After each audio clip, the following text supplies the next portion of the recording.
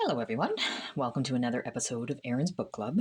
I have a book review to do today. The book review I have to do is From a Buick 8 by Stephen King. First and foremost, I'm going to say that I love Stephen King, and all of his work I'm going to be unashamedly in admiration of.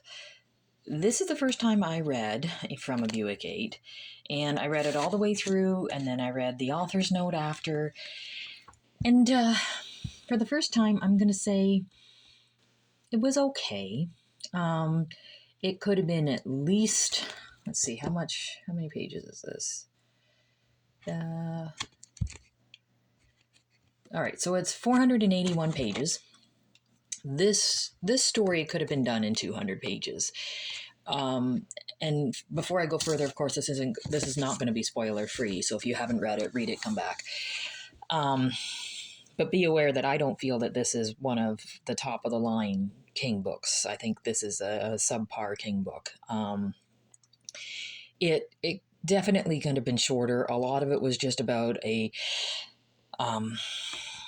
car made up to look like a Buick and how it was transdimensional gate, bringing creatures in and out of the gate and taking people in from our world into their world.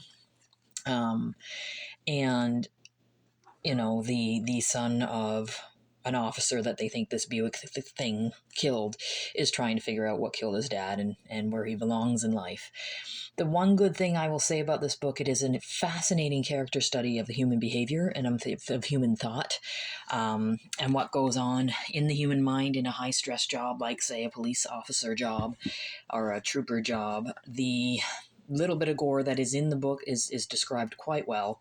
It's very visceral, but it was a lot of going on and on and on about something that just keeps happening and happening and happening. And yes, you had that bit of eerie context to it, that bit of suspense growing to it.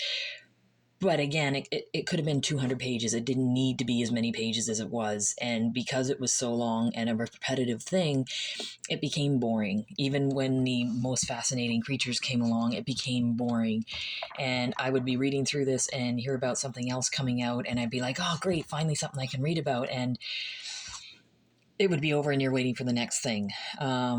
So yeah, okay, it was a good book. It was a good read, but it was far too long.